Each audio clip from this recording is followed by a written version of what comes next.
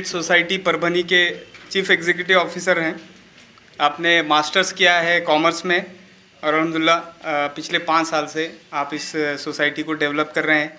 काफ़ी अच्छे अंदाज में जो है आपने इस सोसाइटी को डेवलप किया है। तो मैं ब्रदर सिद्दीक से गुजारिश करता हूं कि वो इस डॉक्यूमेंट्री को हमारे सामने प्रेजेंट करें।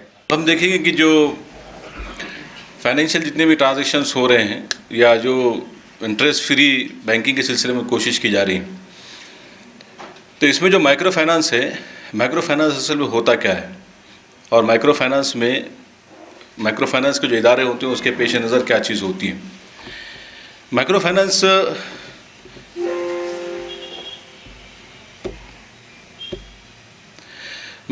असल में वार अगेंस्ट पॉवर्टी है, यानी कि ये गुर्बत के ख़िलाफ़ एक जंग है। आप ये देखेंगे अगर कि किसी भी मुल्क की आबादी हो या आबादी को अगर उसका डिवाइडेशन देखें, तकसीम अगर करें, तो हमको मालूम होता है कि कुछ अमीर लोग होते हैं जो माली एतबार से जो है बहुत मुस्तहकम होते हैं, फाइनेंशियली स्ट्रॉन्ग होते हैं, लेकिन आबादी का एक बड़ा हिस्सा ऐसा होता है वो फाइनेंशियली बैकवर्ड होते हैं। उनके पास इतना पैसा नहीं होता है कि वो अपने कारोबार को कर सकें, कारोबार के अलावा अपनी जो बेसिक जो स्टैंडर्ड ऑफ लाइफ है उसको जो वो एंजॉय कर सकें, ये उनके पास नहीं होता है। तो ऐसे लोग जो है वो किसी भी मुल्क को एक तो कमज़ोर भी करते हैं फाइनेंशियली एतबार से और अखलाक़ी एतबार से देखा जाए अगर, तो एक तरफ तो ऐसा तबका है जो आराम से खाकर जो है ज़िंदगी गुजार रहा है, डेवलप हो रहा है, लेकिन दूसरी तरफ जो है मेजॉरिटी ऐसी है जिसके खाने की भी जो है लाले पड़े हुए हैं, उनके फ्यूचर जो है बिल्कुल सेफ नहीं है। तो माइक्रो फाइनेंस का ये ख़ास, क्योंकि फाइनेंशियल इंस्टीट्यूट तो है, बैंक्स तो है, लेकिन बैंक के अलावा भी माइक्रो फाइनेंस इदारे जो होते हैं उनके पेश नज़र ये होता है कि किस तरीके से जो है गरीबों को ख़त्म किया जाए, किस तरीके से स्टैंडर्ड ऑफ लिविंग जो है वो सिटीजन्स की जो है बढ़ाई जाए। ये पहली चीज़। दूसरी चीज़ ये है कि providing capital to small scale business, छोटे कारोबार करने के लिए छोटे पैसे की ज़रूरत होती है और ये कारोबार करने के लिए सरमाया बिल्कुल कम लगता है, लेकिन बड़े बैंक इनको एंटरटेन नहीं करते। तो अब कारोबार अगर करना है, कारोबार को बढ़ाना है अगर, तो फिर क्या किया जाए। तो माइक्रो फाइनेंस इंस्टीट्यूट जो होते हैं उनके नॉर्म्स ये होते हैं कि वो छोटे छोटे जो है लोन दे, 10,000 का लोन, 25,000 का लोन, 50,000 तक वो जो है लोन देते हैं और उसके ज़रिए से इन गरीब लोगों के कारोबार को, स्मॉल कारोबार को जो इस्टेब्लिश करने की कोशिश करते हैं। ये होता है माइक्रो फाइनेंस का एक डिफिनेशन कि स्मॉल स्केल के जो बिजनेसेस हैं इनको जो है आगे बढ़ाना, इनको जो है डेवलप करने के वास्ते सरमाया देना, इनको जो है कैपिटल जो है प्रोवाइड करना। अब इसके बैकग्राउंड में जो चीज़ें हैं उसको भी पेश नज़र हमको रखना चाहिए कि टारगेटेड कैसे लोग होंगे। एक तो देखिए कि फाइनेंशियली नीड्स है अगर कारोबार के लिए, तो उसके से तो पूरा मार्केट जो है ओपन, लेकिन मार्केट में ऐसे लोग होते हैं जिनके कारोबार इस्टेब्लिश हैं, कारोबार इनके सेट हैं। अब इसके बाद भी इनके कारोबार को डेवलप करने के लिए इनको जो है अभी पैसों की ज़रूरत है, नई अपग्रेडेशन के से पैसे की ज़रूरत है। एक तो ये तबका है।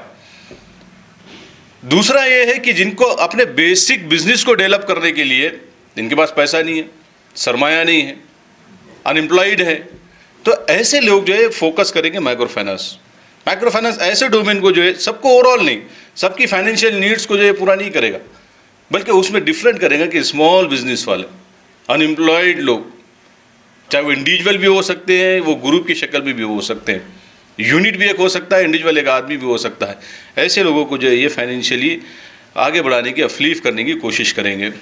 उसके साथ साथ जो है प्रोवाइडिंग बैंकिंग सर्विस, छोटे जो लोग होते हैं, स्मॉल कारोबार करने वाले जो लोग होते हैं वो उतने ज़्यादा पढ़े लिखे नहीं होते हैं, लेकिन ऐसे लोगों को फाइनेंशियल बैंकिंग सर्विस देना, वो अपना पैसा जमा करें, अपने पैसों को विड्रॉल करें, अपने पैसे को सेव करें और ज़रूरत है अगर तो लोन जो है लोन लेकर जो है उसका रिपेमेंट करें।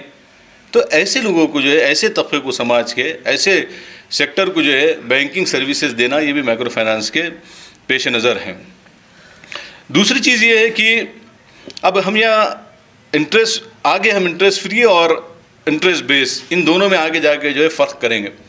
लेकिन अभी ये है कि नॉमिनल से जो है इंटरेस्ट पर, या माइक्रो फाइनेंस में आमतौर पे देखा जाता है कि इंस्टॉलमेंट छोटी होती है, रीपेमेंट ऑफ लोन की इंस्टॉलमेंट जो है वो छोटी होती है, लेकिन इसके ऊपर इंटरेस्ट ज़्यादा होता है।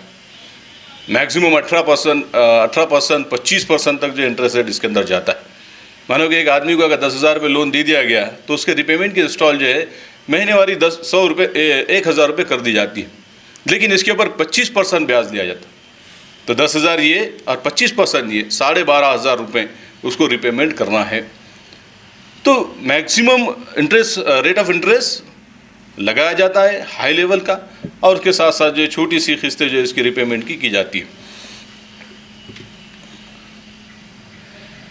अब जनरली जब फाइनेंशियल इंस्टीट्यूट्स हैं, कोऑपरेटिव बैंक्स हैं, उसके बावजूद भी जो है माइक्रो फाइनेंस की ज़रूरत क्यों महसूस होती है? तो इसमें भी आप देखेंगे तो सबसे पहले ये चीज़ है कि मैंने जैसा कहा कि अनएजुकेटेड लोग होते हैं, तो बड़े बैंक जो है इनको एंटरटेन करने के लिए अवॉइड करते हैं।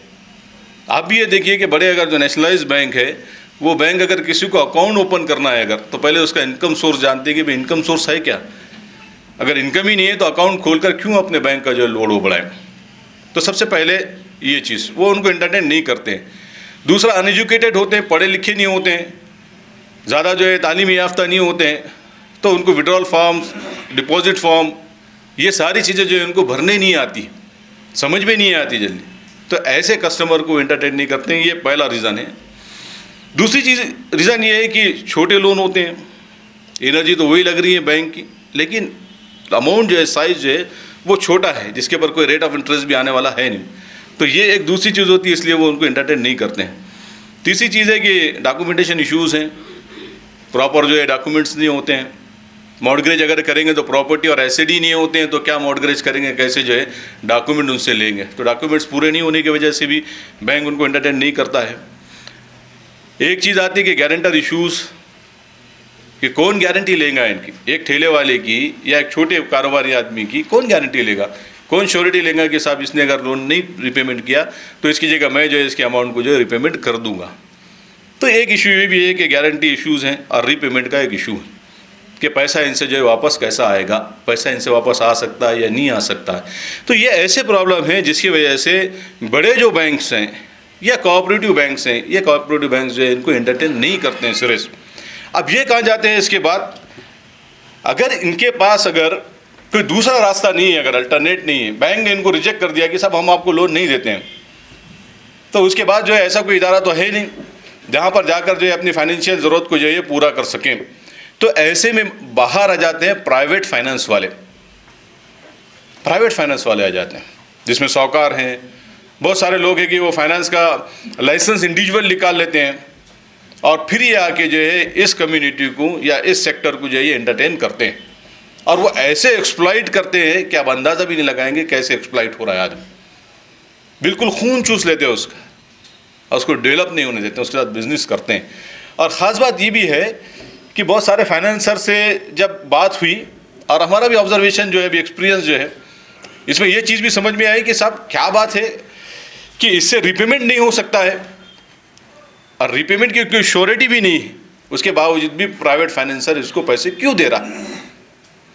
तो प्राइवेट फाइनेंसर का जो गणित है, जो हिसाब है, वो ये है कि अगर महीने को इससे इंटरेस्ट भी अगर आ गया बस मेरे लिए काफ़ी, क्योंकि हमारे नज़दीक सबसे अच्छा कस्टमर वो है जिसका रेट, जिसका इंटरेस्ट बराबर आ सकता है और जो रिपेमेंट नहीं कर सकता। तो जिंदगियां लोगों की गुजर जाती है, आपने देखेंगे बंधुआ मजदूर, जिंदगियां लोगों की गुजर जाती है, लेकिन वो कभी भी जो है साहूकार का पैसा वो दे नहीं सकते। तो पहले है प्राइवेट फाइनेंस। दूसरी चीज़ है कि सुनार, बहुत सारी जो है ख़ास तौर पे ये जो कम्युनिटी थी, इसके अंदर जो है एक चीज़ होती है कि ज़रूरत पड़ी अगर इमीडिएटली किसी चीज़ की, तो जो कुछ बचा हुआ है वो सोना ले जाकर जो है सुनार को दे देते हैं, और उससे जो है पैसा लेकर आ जाते हैं। और सुनार की शर्त भी आप देखिए कैसी है कि जो लोन दिया गया वो लोन पूरा एक टाइम अगर तुम नील करते अगर, तो तुम्हारे को तुम्हारी चीज़ वापस मिलेगी, नहीं तो जब तक सिर्फ तुमको जो है ब्याज भरते रहना चाहिए।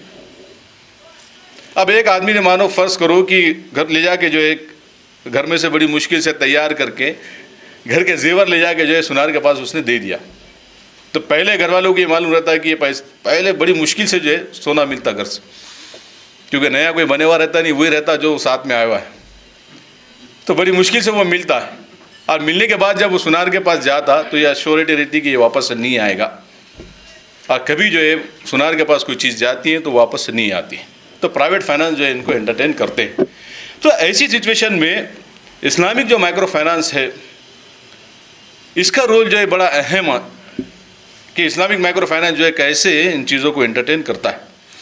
तो सबसे पहली चीज़ ये कि जो गोल है इस्लामिक बैंकिंग का या इस्लामिक माइक्रो फाइनेंस का वो है कि ज़ीरो इंटरेस्ट हम चलाएंगे।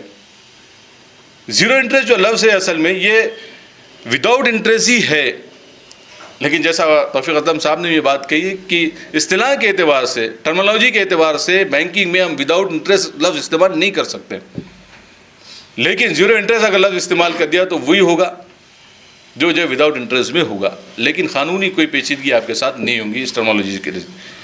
तो सबसे पहले इसका गोल ये है कि गुर्बत जो है उसको जो है ख़त्म करना, स्टैंडर्ड ऑफ लाइफ जो है वो डेवलप करना सिटीजन्स की, कि वो अच्छा खा सकें, अच्छे घर में रह सकें, उनके बच्चे जो है वो तालीम हासिल कर सकें, एजुकेशनल वो अफलीफ हों। तो स्टैंडर्ड ऑफ लाइफ को जो है इनके डेवलप करना, अफलीफ करना, एजुकेशन के सेक्टर में, हेल्थ के सेक्टर में इनको जो है डेवलप करना, ये भी जो है एक टारगेट हैं कि उनकी वो तो ऐसा नहीं है कि हम किसी को जो है इस बात से खाली जो है खिदमत के जज्बे से डेवलप करने की कोशिश कर रहे हैं कि भाई पढ़िए पढ़िए, ऐसा नहीं, बल्कि ये कि उसके इनकम सोर्स को ऐसा स्ट्रॉन्ग करना कि उसका स्टैंडर्ड ऑफ लाइफ जो है वो चेंज होते जाए, उसके फाइनेंशियल पोजीशन को हमको स्ट्रॉन्ग करना, ये टारगेट है। अगर एक आदमी अगर बिज़नेस करता है और बिज़नेस करने के वास्ते उसके पास पैसा नहीं है, कैपिटल उसके पास नहीं है, खाने को उसके पास जो है पैसा नहीं है, तो आप बताइए कि वो एजुकेशनली अपने बच्चों को कैसे अफलीफ करेगा, हेल्थ के हिसाब से वो कैसा जो है डेवलप होगा, कॉन्शियस होगा। तो उसकी फाइनेंशियल नीड को पूरा कीजिए, फाइनेंशियली उसको साउंड कीजिए, उसका बिजनेस डेवलप होगा तो ऑटोमेटिक जो है ये सारे इफेक्ट उसकी ज़िंदगी के अंदर नज़र आएंगे। और चौथी चीज़ है कि वुमेन एम्पावरमेंट,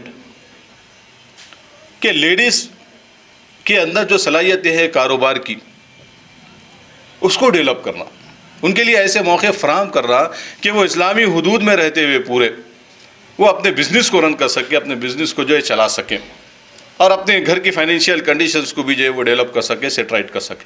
इसके भी कुछ मॉडल है, इंशाल्लाह मैं आगे आपको बताऊंगा। माइक्रो फाइनेंस, जैसा मैंने कहा कि एक तो माइक्रो फाइनेंस है जो इस कंसर्न के साथ शुरू किया गया कि इससे गुर्बत ख़त्म हुआ, दूसरा जो माइक्रो फाइनेंस का जो तस्वुर जो विदाउट इंटरेस्ट का इस्लाम देता है, दोनों के बीच में डिफरेंस क्या है। तो जो इंटरेस्ट बेस्ड माइक्रो फाइनेंस है उसके अंदर जो है प्रॉफिट हासिल करना, गेनिंग प्रॉफिट, ये उसका भी जो है सबसे पहला मंशा होता है। क्यों? क्योंकि होता ये है कि अगर माइक्रो फाइनेंस का अगर कोई इंस्टीट्यूट्स हैं तो ये इंस्टीट्यूट जो है फंड रेज नहीं करता, ये फंड रेज नहीं करता, बल्कि ये जो है नेशनलाइज बैंक से या कोऑपरेटिव बैंक से इंटरेस्ट बेस पे जो है पैसा लेता है कि साहब हमको जो है 12% से आप दे दीजिए, 14% से हमको दे दीजिए। 14% से इसने जो है ले लिया पैसा और ये पैसे को डिसबर्स कर दिया लोन की शक्ल में 22% के ऊपर, और उनसे जो है वो ब्याज खाएगा। तो सबसे पहली चीज़ ये है कि पेश नज़र ये है कि प्रॉफिट जो है गेन करें या बैंकों से लोन ले, या दूसरा आपको ये मालूम होगा कि बड़े बड़े जो बिजनेसमैन होते हैं, कारोबारी लोग होते हैं, ऐसे बहुत सारे कैपिटलिस्ट लोग होते हैं जो अपना पैसा इसीलिए इन्वेस्ट करते हैं कि उसके ऊपर कुछ ना कुछ बिजनेस, कुछ ना कुछ इंटरेस्ट से अर्निंग उनको हो। तो ऐसे कुछ माइक्रो फाइनेंस के जो इंस्टीट्यूट्स हैं उसको लोग जो है पैसा भी प्रोवाइड करते हैं, पैसे भी रखते हैं और वहाँ से जो है उनको इंटरेस्ट हासिल होता है। तो पेश नज़र यही होता है उनका कि भाई हमको जो है प्रॉफिट अर्न करना है, ये एक चीज़। दूसरा है लोन जो होगा वो भी इंटरेस्ट बेस्ड होगा। इन्वेस्टर पैसे इसलिए रखेंगे, यहाँ पर लोग लाके सेविंग अकाउंट्स में पैसे इसलिए रखेंगे, एफडी में इसलिए पैसे रखेंगे कि इसके ऊपर जो है उनको इंटरेस्ट मिलेगा, प्रॉफिट इनको मिलेगा, ये इनके पेश नज़र होगा। और प्रॉफिट इंटरेस्ट जो है वो बहुत हाई रेट है। और आखिरी चीज़ है कि करप्शन होगा। आप ये देखिए कि बैंकिंग के सेक्टर में बहुत करप्शन होता है, ख़ास तौर पे माइक्रो फाइनेंस में, महिला बचत गट में, इसमें बहुत करप्शन होता है, क्योंकि ऐसे लोगों को लोन मिल रहा है जिनको उम्मीद ही नहीं है कि लोन मिले, तो वो दिल खोल के जो है करप्शन करते हैं और उसमें जो है पैसा देते हैं। फाइल चार्जेस हैं, लोन सेंक्शन हुआ तो उसके ऊपर परसेंटेज हैं, मेंबर बनाने के पैसे हैं, शेयर होल्डर बनाने के पैसे हैं। तो ये करप्शन, ये इसका एक इंटरेस्ट बेस्ड जो माइक्रो फाइनेंस चलते हैं उसके ये डिसएडवांटेजेस हैं। दूसरी चीज़ है कि इस्लामिक माइक्रो फाइनेंस जो होगा उसमें क्या होगा, पहले तो है कि विदाउट इंटरेस्ट सारी चीज़ें चलेगी। ह्यूमन वेलफेयर के लिए काम करेगा, सोशल सर्विस के हिसाब से ये काम करेगा कि भाई हमको जो है लोगों की खिदमत कर रहा है, लोगों की फाइनेंशियली जो है लोगों को अफलीफ कर रहा है, जिसके ज़रिए से वो स्टैंडर्ड ऑफ लाइफ को एंजॉय कर सकें। ये इसके पेश नज़र होगा। वॉलंटरी सर्विस, जो लोग इसमें काम करेंगे, इसके बोर्ड ऑफ डायरेक्टर्स होंगे या इसमें जो लोग काम करेंगे, उनके पेश नज़र ये होगा कि हम इसके ज़रिए से खिदमत करना चाहते हैं, वॉलंटरी हम काम कर रहे हैं। कोई प्रॉफिट जो है हमको इससे गेन नहीं करना है, कोई प्रॉफिट इसको हासिल नहीं करना है, ये हमारे इनकम सोर्स का ज़रिया नहीं, बल्कि इनकम के हमारे सोर्सेज अलग अलग है, जो हमारे बिजनेसेस, ये हम वॉलंटरी जो अपनी सर्विस देंगे। नॉन पॉलिटिकल है, बहुत सारे पॉलिटिकल लीडर्स ऐसे होते हैं जो इसीलिए जो है कोऑपरेटिव सोसाइटीज़ शुरू करते हैं कि उससे जो है पॉलिटिकली बैकग्राउंड उनके लिए जो है तैयार हो। तो इसलिए भी नहीं कर रहा है कि पॉलिटिकल जो है कुछ अचीवमेंट्स हासिल करें, उसके साथ साथ प्रॉफिट मेकिंग है, मुनाफा हासिल नहीं कर रहा है। तो ये पूरा जो सेक्टर है ये है पेश नज़र इस्लामिक बैंकिंग के, कि हम इसके ज़रिए से जो है ये चीज़ देना चाह रहे हैं। और आखिरी चीज़ जो मैंने कहा कि बेसिक जो इस्लाम के फंडामेंटल है, हम इसको भी इस नेटवर्क के ज़रिए से जो है प्रमोट करना चाह रहे हैं। सिर्फ ऐसा नहीं है हमारे पेश नज़र कि लोगों की मादी ज़रूरतें पूरी हो जाए, फाइनेंशियल नीड लोगों की जो है पूरी हो जाए, लेकिन इनके अकायद वैसे के वैसे बाकी रहे, मोरलिटी जो है कोई इनके अंदर ना आए।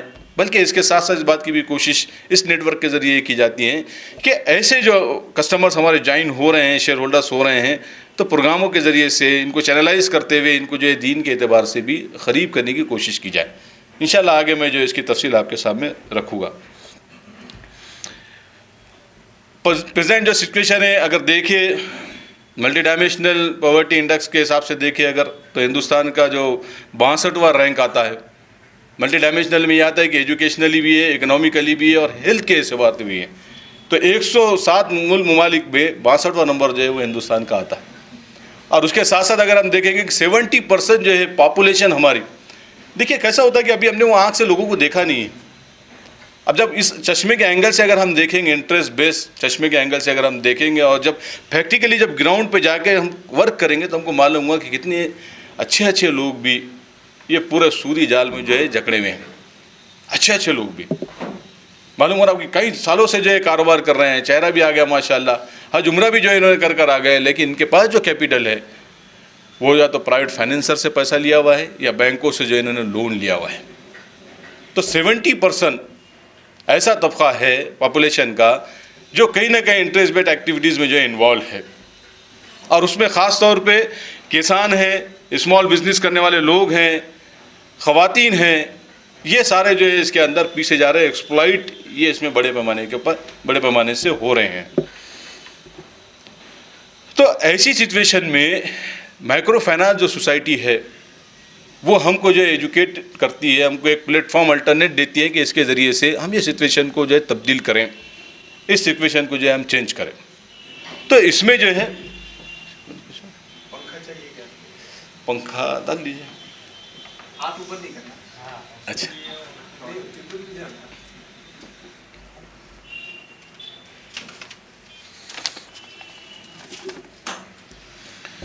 तो ऐसे सिचुएशन में हमको जो है माइक्रो फाइनेंस में अगर सेक्टर में अगर काम करना है और गवर्नमेंट के नॉर्म्स के एतबार से, लीगली एतबार से साउंड होकर काम करना है अगर, तो इसके लिए जो है कोऑपरेटिव एक्ट हमको जो है रहनुमाई करता है, हमको वो इख्तियार देता है कि हम ये काम कर सकते हैं।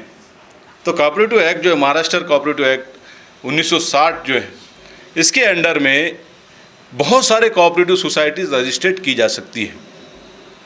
कोऑपरेटिव सोसाइटीज़ में एक कोई पर्सन नहीं होता है, बल्कि ग्रुप ऑफ पर्सन होते हैं, पूरा ग्रुप होता है और ये ग्रुप जो है रिप्रेजेंट करता है ओवरऑल उनके गोल को।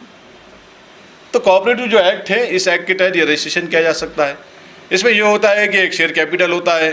पहले तो लोग कम्युनिटी के एतबार से, फील्ड के एतबार से, जैसे डॉक्टर्स हैं, doctors cooperative credit society, teachers है, teachers cooperative credit society. Community को अगर वो करना है, रिप्रेजेंट करना है, तो मुस्लिम कोऑपरेटिव क्रेडिट सोसाइटी। तो इस तरीके से आपस में ग्रुप की शक्ल में ट्रांजैक्शंस करने की लीगली परमिशन मिल सकती है, पहली चीज़। दूसरी चीज़ जो है, इसमें लीगली इस बात का अख्तियार होता है कि आप फंड रेज करें, लोगों को शेयर होल्डर बनाएं, शेयर्स जो है परचेज़ करने लगाएं, और उसके साथ साथ जो पैसा आपके पास कलेक्ट हो रहा है शेयर की शक्ल में, तो आप जो है उसको लोन की शक्ल में डिसबर्स कर सकते हैं, लीगली आपको इसकी परमिशन।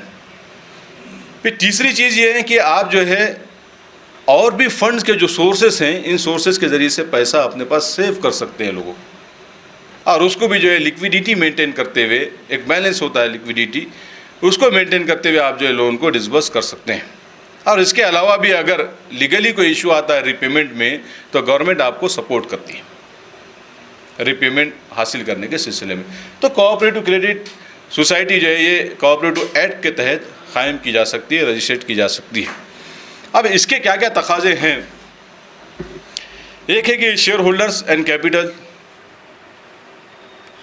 एक मकसद के तहत, एक विजन के तहत जो है कोऑपरेटिव सोसाइटी अगर रजिस्ट्रेट होती है तो लोग जो है इससे मुतासिर होते हैं, और लोग मुतासिर होने के बाद उसके शेयर होल्डर बनते हैं।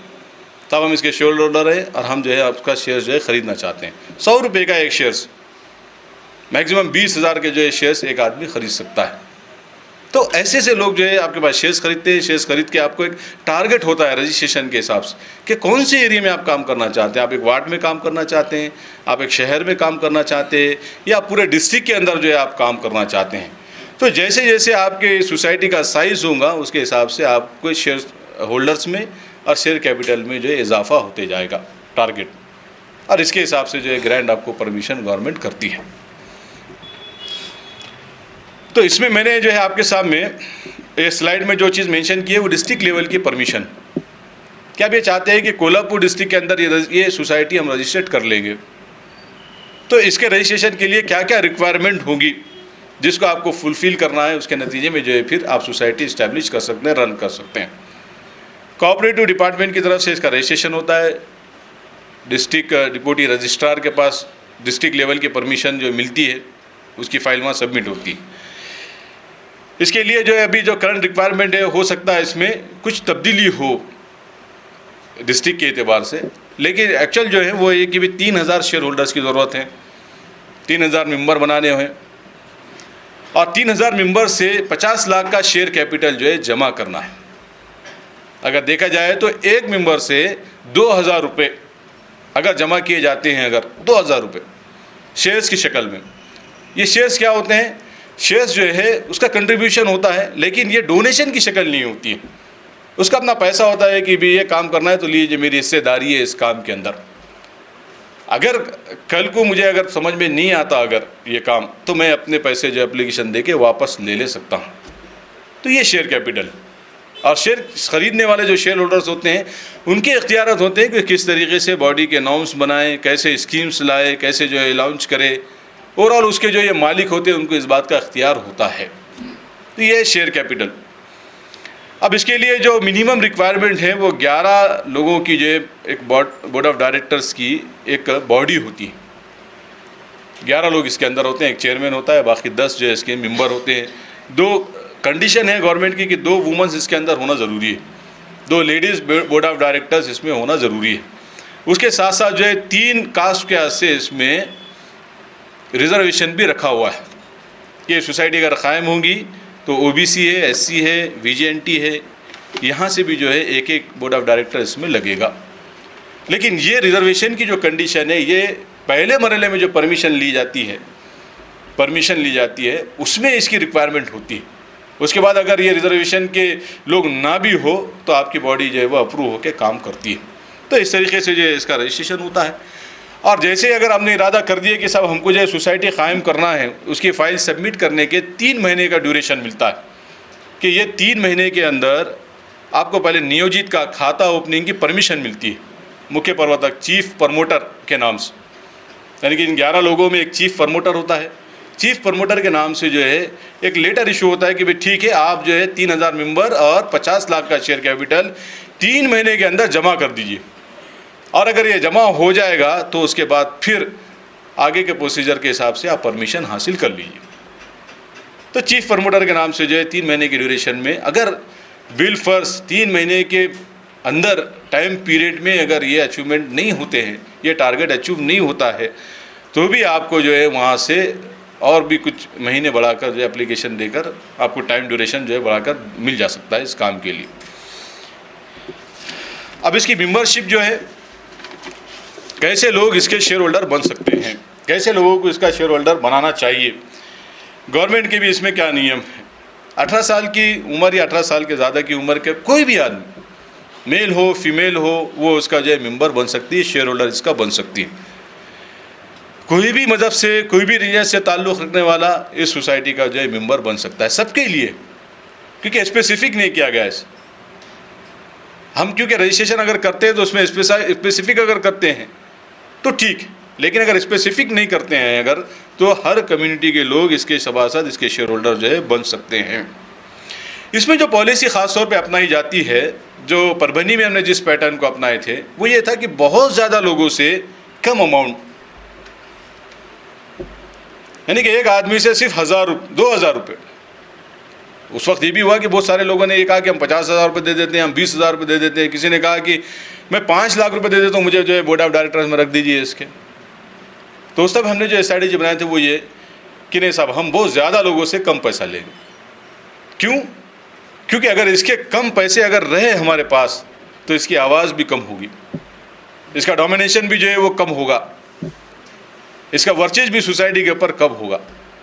कल को अगर कोई चीज़ इसके साथ जो है मैच नहीं होती है, अगर हमारी ट्विनिंग मैच नहीं होती है, या कोई चीज़ में उसको नाराज़गी हो जाती है, मुझे लोन कम मिला या मैंने जिसको बोला उसको लोन नहीं मिल रहा है यहाँ, तो वो आया अगर पैसे लेने के आज से तो सिर्फ 2000 रुपये लेकर वापस जाएगा। और 2000 रुपये देना हमारे 50 लाख में से कोई ख़ास बात नहीं। लेकिन अगर हम 5 लाख रुपये ले लेते उसके अगर, तो उसका वर्चेज बाकी रहता, और जब वो पैसे जो है वापस लेने जाएंगा तो आपके अमाउंट में से 5% आपका शेयर कैपिटल जो है वो एकदम से लेस होगा। तो इसमें ये ख़ास कोशिश की गई कि भाई हम जो है बहुत ज़्यादा लोगों से मुलाकातें करेंगे, सबको जो है सोसाइटी के एम एंड ऑब्जेक्टिव से जो है बताएंगे और उनको जो है कन्विंस करेंगे, कन्विंस करके उनका पैसा जो है अपने पास लाने की कोशिश करेंगे। तो इससे 2 एडवांटेज हुए। एक ये हुआ कि इसमें हमने ऐसे लोगों को टारगेट करें कि जो लोगों को लोन की ज़रूरत जो है बहुत कम पड़ती,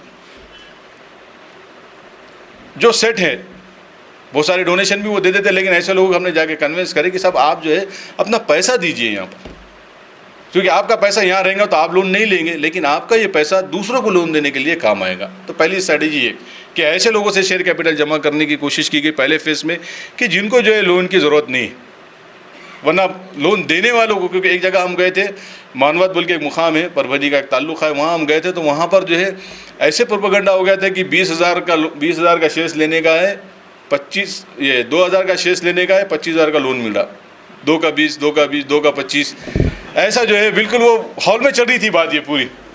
जब हमने देखे जाके कि यार यहाँ तो उल्टी दूसरी बात चल रही बिल्कुल, तो हमने वो नशीस में लोन का जिक्र ही नहीं करा, हमने कहा कि लोन ही नहीं मिलता यहाँ। तो फिर परसेप्शन लोगों का कम हो गया।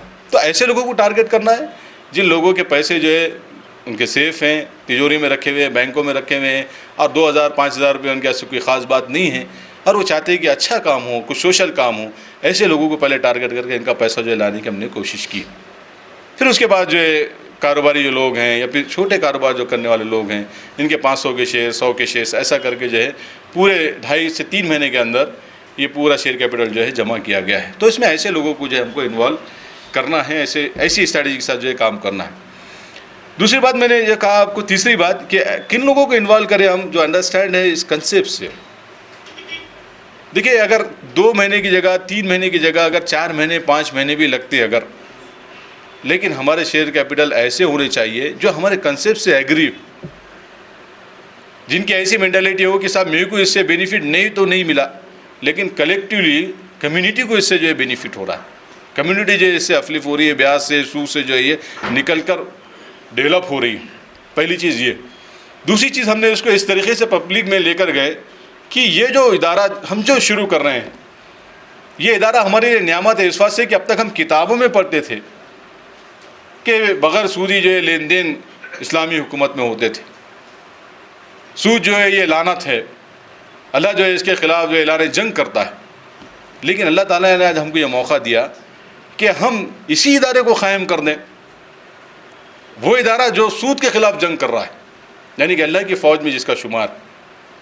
तो इस कंसेप्ट से जो है इसको लोगों को कन्विंस करके लोगों से पैसा लाने की इसमें जो है कोशिश की गई। तो ऐसे लोगों को हम मेंबर बनाएं जो लोग जो है इसमें आगे बढ़ सकते हैं, अपने पैसों को इसलिए रखना चाहते हैं कि दूसरों को इससे जो है फ़ायदा हो।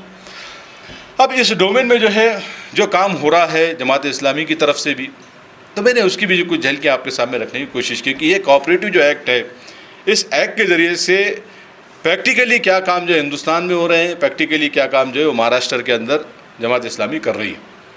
तो ये है हिंदुस्तान की सतह पर अगर हम देखें अगर, तो सहूलत माइक्रो फाइनेंस जो सोसाइटी है, इसके अंडर गाइडेंस जो है 63 सोसाइटीज़, 63 ब्रांचेज जो है वो अलग अलग स्टेट में जो है 11 लगभग स्टेट में हिंदुस्तान के जो है काम कर रहे हैं इसी कंसेप्ट के साथ, जिसमें दिल्ली है, गुजरात है, मुंबई है, मराठवाड़ा है, कर्नाटक है, केरला है, तमिलनाडु है, आंध्र प्रदेश, यूपी, बिहार, ये सारी जगह पर हिंदुस्तान लेवल पर जो है काम हो रहा है। पूरा सिस्टमेटिक जो है मॉनिटरिंग के साथ ये काम किया जा रहा है। उसी के साथ जो है महाराष्ट्र के अंदर अगर आप देखेंगे तो 11 सोसाइटीज़ ऑलरेडी चल रही और आज एक सोसाइटी का जो इफ्तिताह हो गया, यानी कि 12 सोसाइटीज़ अलग अलग मुकामात पर, अलग अलग डिस्ट्रिक्ट पर जो है माशाल्लाह कामयाब तजुर्बे के साथ काम कर रही। और कुछ सोसाइटीज़ जो अंडर प्रोसेस हैं, अभी 2 सोसाइटीज़ हैं, एक बसमत की सोसाइटी है, दूसरी भुसावल की सोसाइटी है। इनको नियोजित की परमिशन मिल गई, इंशाल्लाह 3 महीने के अंदर वो भी सोसाइटी वहाँ पर क़ायम कर देंगे। परभनी के अंदर हम जो है कमी महसूस कर रहे हैं कि और भी सोसाइटी हमारी खुलेंगी, अगर ताल्लुक़ों में खुलेंगी तो लोगों को इससे जो है बेनिफिट्स होगा। तो 3 और ब्रांचेस की, नई ब्रांचेस की जो है परमिशन का प्रपोजल हमने जो है दाखिल किया है। तो ये अलग अलग सोसाइटीज़ हैं, जैसा उस्मानाबाद की सोसाइटी है, परभनी की सोसाइटी है, नांदेड़ की सोसाइटी है, परली में जो है सहूलत नाम से ये सोसाइटी काम कर रही है, लातूर में है सोसाइटी, उमरखेड़ के अंदर, पुसद, नागपुर, यवत महल, भिवंडी, इन मुकामात पर जो है सोसाइटी काम कर रही है। अगर आप ये देखेंगे अभी सिर्फ पिछले 3 महीने की जो रिपोर्ट है, आप खुद देखिए कि हमने कभी सोचे भी थे क्या कि भाई हम इस तरीके से जो है लोगों को फाइनेंशियली अफलीफ करेंगे, इतना ट्रांजैक्शंस हमारी जो है सोसाइटी के अंदर होगा, हम इतने लोगों की जो है मदद करेंगे। तो पिछले 3 महीने की रिपोर्ट है सिर्फ कि जो 11 सोसाइटीज़ में काम हुआ है पिछले 3 महीने में, वो क्या हुआ है। पिछले 3 महीने में इन 11 सोसाइटीज़ के अंदर 1156 लोगों को लोन दिया गया है। लोन का अमाउंट 3 करोड़ 92 लाख रुपए है और जो टर्नओवर हुआ है 3 महीने के अंदर इन सोसाइटीज़ का वो है 28 करोड़ रुपए। तब ये देखिए कि कितना बड़ा फाइनेंशियल चेंज। कभी हमने सोचे कि भाई 1156 लोगों को जो है बग़ैर ब्याज का लोन दिया जाएगा, हमारा इंस्टीट्यूट होगा, हमारे इदारे होंगे जहाँ पर जो है 28 करोड़ का टर्नओवर 3 साल के अंदर, ये 3 महीने के अंदर होगा। तो ये एक पूरे टारगेट्स को जब मैच किया जाए, लास्ट ईयर का अगर टारगेट हमारा देखें टर्नओवर का पूरे 11 ब्रांचेस का, तो 200 करोड़ कि 200 करोड़ का जो है हमने बिज़नेस करें। तो इस तरीके से माशाल्लाह पूरे महाराष्ट्र में ये सोसाइटी क़ायम हो रही है। हमारा ये टारगेट है कि हर डिस्ट्रिक्ट में ऐसी सोसाइटी अगर क़ायम होंगी तो इससे अल्टीमेटली 90% मुस्लिम कम्युनिटी को बेनिफिट्स होंगे, 90%। अब ऐसे में जो है परभनी की जो सोसाइटी है, इसको मैंने एक सैंपल के तौर पर आपके सामने रखा हूँ कि क्या स्कीम चलती है, कैसे जो है सोसाइटी काम कर रही है और क्या क्या इसकी एक्टिविटीज़ हो रही है। राहत कोऑपरेटिव सोसाइटी 5 साल पहले क़ायम हुई थी परभनी की। उस वक्त इसके 3000 शेयर होल्डर थे और 50 लाख का इसका शेयर कैपिटल था। माशाल्लाह अब ये सोसाइटी की अगर हम पोजीशन देखेंगे तो 12,000 इसके शेयर होल्डर्स हैं, 1 करोड़ से ज़्यादा इसका शेयर कैपिटल है और 8 करोड़ का इसके पास डिपॉजिट है। और ये 8 करोड़ के डिपॉजिट में 50% डिपॉजिट पिग्मी डेली कलेक्शन का डिपॉजिट है जो रोज़ आना आता है। तभी देखिए कि कैसा फाइनेंशियली स्टेबिलिटी की तरफ जो है सोसाइटी जाती है। शुरुआत हुई थी 3,000 मेंबर से, 50 लाख के शेयर कैपिटल से। सिर्फ 5 साल के अंदर वो कैपिटल जो है दुगना हो गया और डिपॉजिट जो है वो बहुत ज़्यादा बढ़ गए हैं, डेवलप हो गए हैं। 8 का स्टाफ है हमारे पास अंदर काम करने वाला, एडमिनिस्ट्रेटिव विंग जिसे कहते हैं हम, और 16 डेली कलेक्शन के एजेंट हैं। पिग्मी एजेंट जो है 16 है जो पूरे शहर से पैसा जो है कलेक्ट करते हैं। लगभग 6,400 डेली काउंटर्स।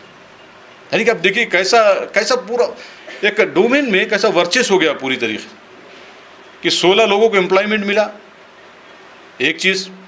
दूसरा ये है कि इस यूनिट से 6,400 लोग जुड़ गए जो रोज़ाना पैसे दे रहे हैं और क़रीब 10 लाख रुपए रोज़ाना इन 6,400 लोगों से आता है और सोसाइटी में जमा होता है। तो इस तरीके से जो है ये सोसाइटी काम कर रही है हमारे। फिर उसके अलावा जो है हमने जिन लोगों को लोन दिया है और लोन की जो रिकवरी है वो 99.6%। लास्ट ईयर जो है हमारा जो ये रहा ओवरड्यू का रेशो रहा है ना, ओवरड्यू उसे कहते हैं कि भाई जिससे टाइम पीरियड के अंदर पैसे आए क्या नहीं आए।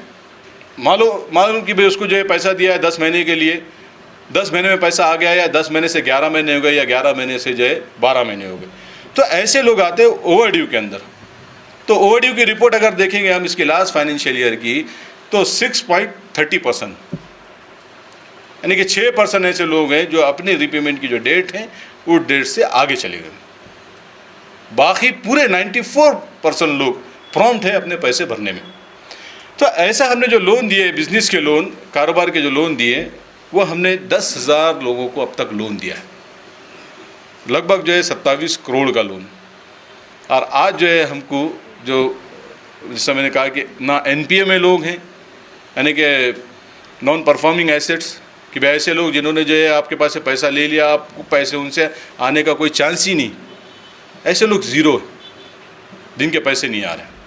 और ओवरड्यू की रिपोर्ट तो मैंने आपके सामने रखी है। लोग पाबंदी के साथ अपने पैसे भरते हैं और उनके लोन के साइज़ में इजाफा होते चले जाता है। ये देखिए लोन का चार्ट है पूरा, कौन से डोमेन में हमने जो है कितने कितने लोन दिए। राहत चालक मालक जो ऑटो स्कीम है, इसमें हमने 27 ऑटो दिए, उसकी भी मैं तफसील आगे रखूँगा। राहत मुराबा है, 2 व्हीलर हम दे रहे हैं ख़ास तौर पे कारोबार को इस्टेब्लिश करने के लिए, जो देहात में खेड़े पाड़े में जाके कारोबार करते हैं, तो 60 हमने जो है अभी तक गाड़ियाँ दी हैं यहाँ से। महिला बचत गट जिसमें 2512 ख़वातीन को जो हमने लोन दिया है। उसके अलावा जो है महिला लोन है, इंडिविजुअल लेवल पर अगर कोई खातून, कोई लेडीज़ अगर कोई कारोबार करना चाहती हैं तो ऐसे 343 लोगों को हमने लोन दिया है। और स्मॉल बिज़नेस लोन, जो छोटे छोटे कारोबार करते हैं लोग, ऐसे 4,381 लोन हमने दिए। तो इस तरीके से ये पूरा लोन का हमारा चार्ट है।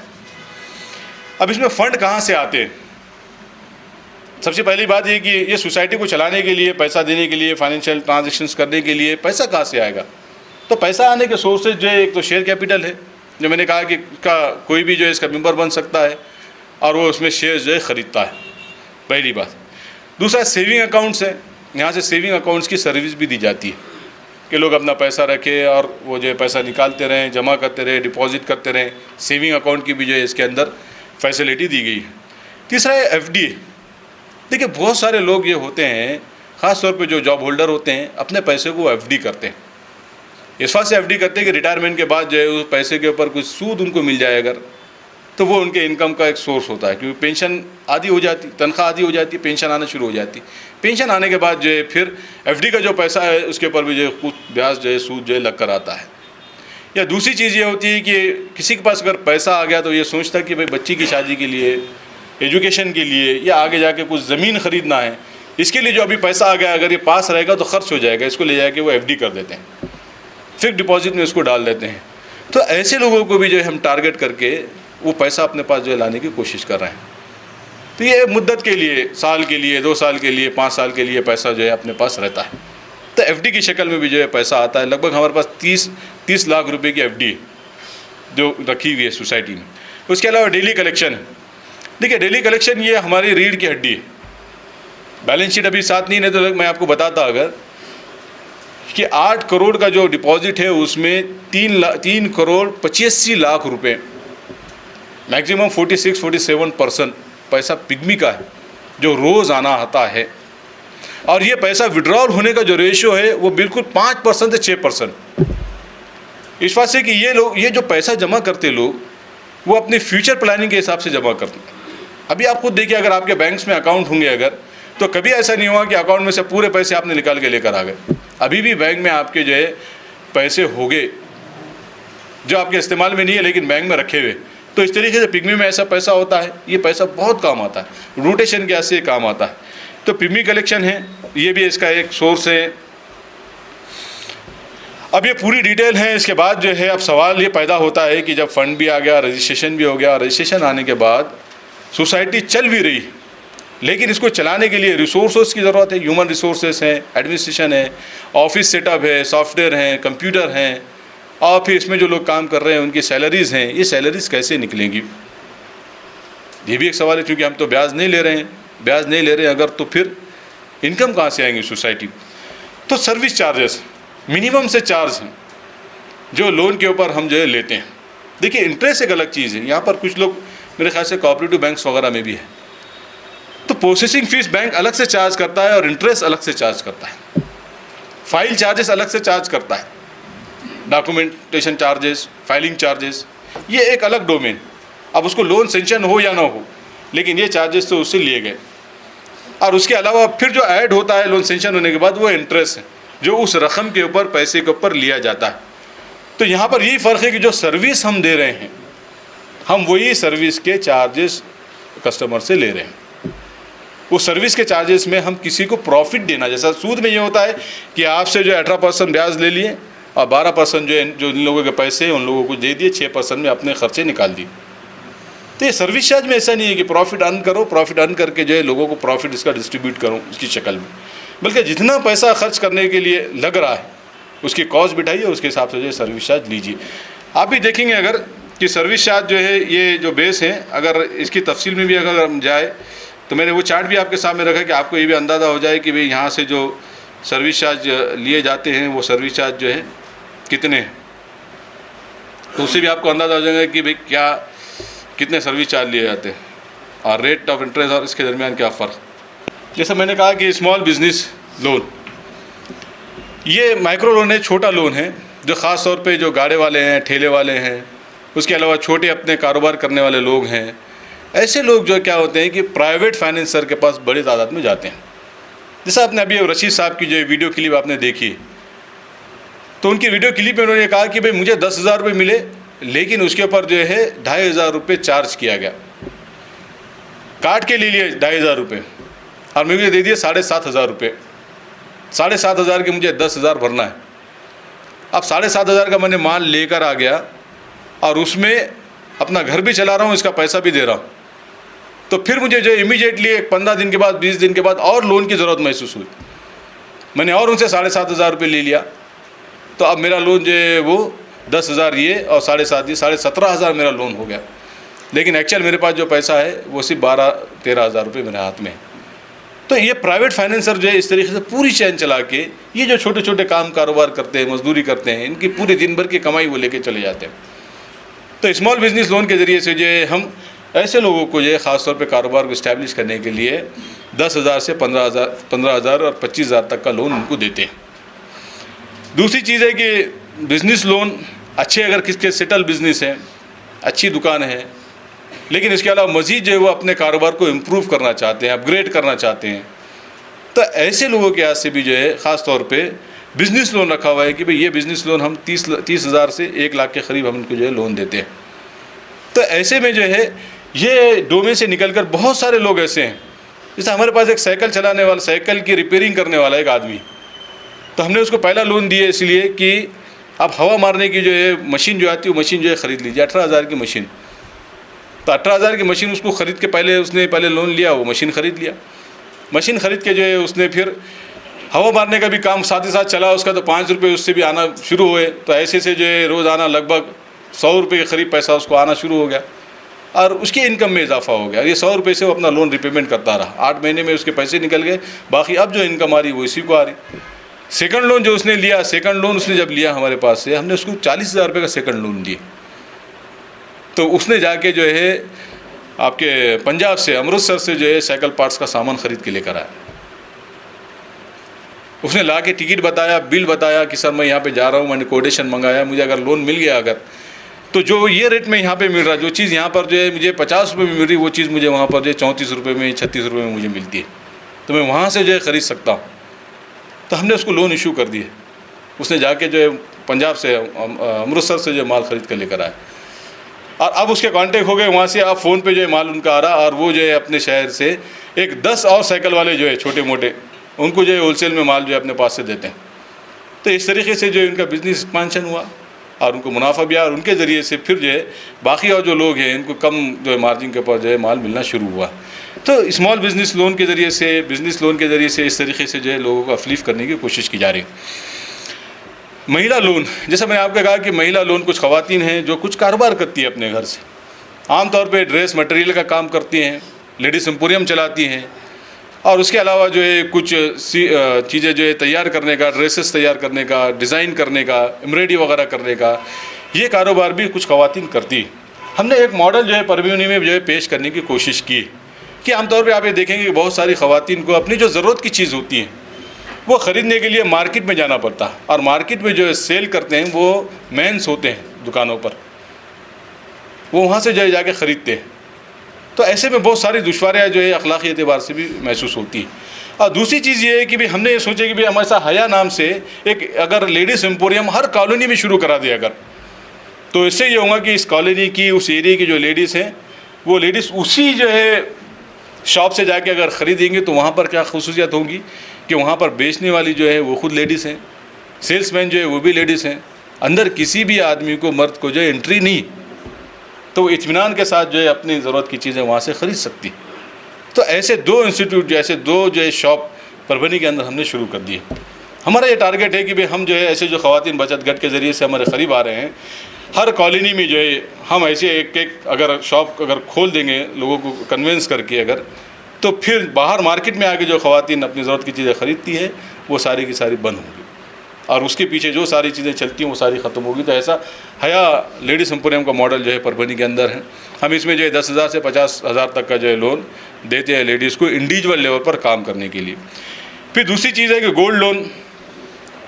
अब कहीं कहीं कस्टमर को जब डील करते हैं, आप डील करने में ये मालूम होता है कि कुछ लोगों से पैसा जो है आपका रिपेमेंट नहीं हो सकता। देखिए सारी चीज़ें हम जब सुन रहे हैं तो इसका मतलब ये नहीं है कि हर आने वाले को हम लोन देंगे, हर आने वाले को लोन देंगे, ऐसा नहीं। उसका क्राइटेरिया है। अगर हमको लगता है कि कोई आदमी उस क्राइटेरिया में नहीं बैठ रहा है, उसको पैसा देना रिस्क है, तो उसको डाइवर्ट कर देते हैं सिक्योर लोन की तरफ कि भाई आप गोल्ड लोन ले लीजिए। या कोई आदमी ये चाहता है कि भाई 25,000 से आपकी एकदम शुरुआत हो रही है लेकिन मुझे 50,000 की ज़रूरत है, अगर क्योंकि नई डीलिंग है उसके साथ और रिस्क है आपको, तो ऐसी सूरत में जो है गोल्ड लोन की भी सहूलत हमने रख दी। तब ये देखिए कि इसके ज़रिए से वो जो लेडीज़ थे ख़ास तौर पे बैकवर्ड एरिया के, जो सुनारों के बाद अपना जो है सोना रख देते थे और सोने के ऊपर ब्याज भरते रहते थे। अब परसों हमारे पास एक बाजी आए, उन्होंने जो है ब्याज सोना रखे ले जाके बेटी की शादी के वास्ते, एक बेटी की शादी के वास्ते, एक बेटी बाकी है अभी शादी की, तो 35,000 रुपये का लोन लिए सिर्फ उन्होंने अपना सोना रख के। उसके ऊपर अभी तक 15,000 रुपये उन्होंने ब्याज भर दिया। और कल उन्होंने जो आए थे स्टेटमेंट लेके सुनार का, कागज़ पे छोटे छोटे से कच्चे कागज़ पे लिख के दे देता हूँ, उसने दिया तो उसके ऊपर जो है 35,000 रुपये ब्याज है। यानी कि 35,000 की चीज़ छुड़ाने के बाद से 70,000 रुपये उनको देना पड़ेंगे। मैंने उनको बोला बाजी अगर ये आपने बेच दिए, सोने का भाव महंगा है, अगर आपने बेच दिए तो आपकी चीज़ बिक के आपको 20,000 रुपये आ जाते। लेकिन उन्होंने कहा कि ये उनकी निशानी है आखिरी जो उन्होंने बनाए थे, अब इसको कैसे गला सकते हम। ये इमोशन भी उनके साथ लगे हुए। तब ये देखें कि कितना इलॉजिकल, कैसी बात है। देखिए 35,000 का कर्ज़ है, 15,000 उसके ऊपर दे दिए और फिर 35,000 दे के 35,000 की चीज़ लेकर आना है 70,000 दे के। लेकिन इमोशंस है, तब वो कोशिश कर रहे हैं इधर से सोना जमा कर रहे हैं कि उससे सोना लेने की, और ला के जो है यहाँ से लोन लेके वो सोना छुड़ाने की कोशिश में लगे हुए हैं। तो इस तरीके से बहुत सारी ख़वातीन हैं जो सुनारों के पास जाती है, अपना सोना रखती है, सोना कभी वापस नहीं आता और इस तरीके से उनका पूरा सोना डूब जाता है। और इस सख्ती के साथ सुनार जो है सोना वो तो रिपेमेंट करता है, वो तो ब्याज जोड़ता है कि वो हिसाब भी नहीं बताता आपको लिख कर, इतना हो गया, बस इतना हो गया, इतना हो गया। तो इसमें हमने ये शुरुआत करी कि भाई गोल्ड लोन भी हम देंगे ताकि लोगों का सोना भी महफूज हो और हम भी जो है सिक्योर चले। तो अल्हम्दुलिल्लाह जो है 250 के करीब हमने जो है सोना दे दिए, गोल्ड लोन दे दिए। और गोल्ड लोन में एक प्लस पॉइंट ये है कि गोल्ड लोन में आपको रिकवरी का ज़्यादा इशू नहीं है, इस बात से कि जिसका सोना रहता घर में वही आपका रिकवरी एजेंट रहता। बार बार रिमाइंड करते पैसे दे रहे क्या आप बराबर, पैसे दे रहे क्या बराबर, पैसे दे रहे क्या हो, पैसे दे रहे बराबर। कभी कोई प्रोग्राम अगर आ गया तो इमीडिएटली उसको अगर 25,000 भी अगर बाकी है तो कैसी मिला के जो छुड़ा के ले जाके देना पड़ता है, एक दिन के से या एक फंक्शन के से ही क्यों ना हो। तो इसके ऊपर सिक्योर लोन है और इसके ज़रिए से भी जो है लोन गोल्ड लोन की स्कीम हम अपने पास चला रहे हैं। महिला बचत गट, ये देखिए ये बहुत ख़तरनाक चीज़ है। महिला बचत गट ये सिर्फ जो है फाइनेंशियली जो है ये लूट मार नहीं कर रही, बल्कि ये जो है एक्सप्लॉइट भी कर रही है। मोरली भी जो है दबा रही हैं, अकायद के एतबार से भी जो है ये कमज़ोर कर रही है कि एक पूरा कमज़ोर कर रही है, इसके इफ़ेक्ट पूरे ही है। अब ये देखेंगे कि अगर आपके पास अगर महिला बचत गट हो गया अगर, तो आप ये देखिए कि जो कम्युनिटी फाइनेंशियली अफलीफ रहती है उस तरफ ये नज़र नहीं आते। इनका पूरा नेटवर्क होता है वो स्लम एरिया के अंदर, पूरा स्लम एरिया को ये टारगेट करते हैं और हर जगह जो है मैक्सिमम पॉपुलेशन मुस्लिम्स की वो स्लम एरिया में रहती है, तो पूरा ये टारगेट करते हैं। हमको भी शुरू में ये लगा था कि महिला बचत गट में अपनी औरतों को शौक़ रहता, कहीं भी पैसे मिले तो बुरखे पहने और चले गए और पैसे लेकर आ गए। एक इमेज थी मेरे खुद अपने जहन में, एक परसेप्शन था कि ऐसा ही होता बोल के, लेकिन बाद में मालूम हुआ कि नहीं, आखिर मालूम करना चाहिए कि ख़वातीन या लेडीज़ क्यों यहाँ से पैसे लेती है, इसके रीज़न्स क्या है। तो हमने ये सर्वे जब करे तो मालूम हुआ कि परभनी का जो स्लम एरिया है वो स्लम एरिया में पूरा महिला बचत गट का नेटवर्क फैला हुआ है और इनके 95% कस्टमर जो है वो मुस्लिम कम्युनिटी से, 5% सिर्फ जो है वो शेड्यूल कास्ट। हमने क्या करे कि फिर सेलेक्ट करे ऐसे स्लम एरिया को जो बहुत ज़्यादा इफेक्टेड थे और वहाँ डोर टू डोर जाके घर पर जो हमने सर्वे करे एक एक घर का। मैं एक सर्वे फॉर्म भी आपको बताऊँगा आगे। तो मालूम ये हुआ कि हमने जो 1400 घरों का सर्वे करे थे उसमें से 1250 घर ऐसे जो बचत गट से जुड़े हुए हैं, बचत गट से पैसा लेते हैं। हमने पूछे कि बाजी क्यों लेते हैं आप पैसा यहाँ से, क्या वजह है? तो बहुत सारे रीज़न्स हैं। पहली चीज़ ये कि मज़दूर तबका लोग हैं, इनके शौहर की आमदनी इतनी नहीं रहती कि रोज़ाना के ख़र्चों के बाद कुछ पैसे इनके पास जमा हो। पहली बात, मजदूर पेशा मजदूर जाते 200 रुपये 250 रुपये रोज़ की कमाई है, उसमें इतवार की छुट्टी हो गई, 6 दिन बच गए, सिर्फ 6 दिन में जो पैसे आ रहे 1200 रुपये में घर भी चलना है और घर में आबादी भी ज़रा स्लम एरिया में ज़्यादा होती है तो पूरे बच्चों की तालीम वगैरह ये सारी चीज़ों के एक्सपेंसेस है, ये एक एंगल है। कोई बीमार अगर घर पे हो गया, अगर उसके इलाज के से पैसे लगे तो इनका बजट जो है बिल्कुल हिल जाता पूरी तरीके से। तो ये करते हैं कि ये ज़रूरतों को पूरा करने के से बचत घर से पैसा लेते हैं और पैसा लेके जो है वहाँ पे पैसा फेरते रहते हैं आहिस्ता आहिस्ता आहिस्ता आहिस्ता। उनको ये नहीं मालूम होता है कि पैसा कितना जा रहा क्या जा रहा, एक ये चीज़ है। दूसरा है कि कुछ लेडीज़ ये कहते हैं कि भाई शौहर की आमदनी इतनी नहीं है, अगर मैं भी कुछ काम करूँ, अगर टेलरिंग का काम करूँ, कपड़े ला के बेचने का काम करूँ, बेंटेक्स की जो चीज़ें आती है छोटी मोटी वो ला के जो है बेचने का काम करूँ, तो इससे मुझे कुछ ना कुछ पैसा आ जाएगा। या मेरा घर है तो मैं जो है कुछ किराना दुकान जो है छोटी मोटी कन्फेक्शनरी की खोल दूँ, इससे कुछ जो है पैसा रोटेट होते रहेगा, पैसा आते रहेगा। तो उसके लिए उनके पास पैसा नहीं रहता तो फिर वो जो है बचत गटों से पैसा लेना शुरू कर देते। ये दूसरी चीज़। तीसरी ये है कि तीसरा रीज़न ये है कि बच्ची की शादी करनी है, बेटी की डिलीवरी है या घर के कुछ काम करना है, इसके हाथ से भी पैसा नहीं, अचानक से चीज़ आ गई, सीज़र करो बोला डॉक्टर ने, पैसे ही नहीं हमारे पास। तो ये इस तरीके की जो चीज़ें हैं ये ज़रूरतों के हाथ से भी जो है महिला बचत घर से ख़वातीन ख़ास तौर पर लेती हैं। एक जगह हम गए, हमने जाके वहाँ बाजी को बोले बाजी आपको बहुत शौक़ पैसे लेने का, क्योंकि आपने जहाँ से पैसे लिए वहाँ पर डबल पैसे जा रहे हैं। मैं वो भी बताऊँगा आपको कैसे एक्सप्लॉयटेशन होता है फाइनेंशियली, आपने क्यों लिए पैसे। तो उन्होंने हमको बोले कि चलिए आए बताते हैं। आके उन्होंने बताया हमारे उनके घर के अंदर कि सर मैंने जो है ये पैसे से बाथरूम बनाई, बाथरूम अपने घर में। क्यों बनाई? मेरे घर में जो है 3 जवान बेटियाँ हैं, टाट पतली से जो है मेरा बाथरूम बना हुआ है, महल्ले से आते जाते बच्चे झाँक रहे।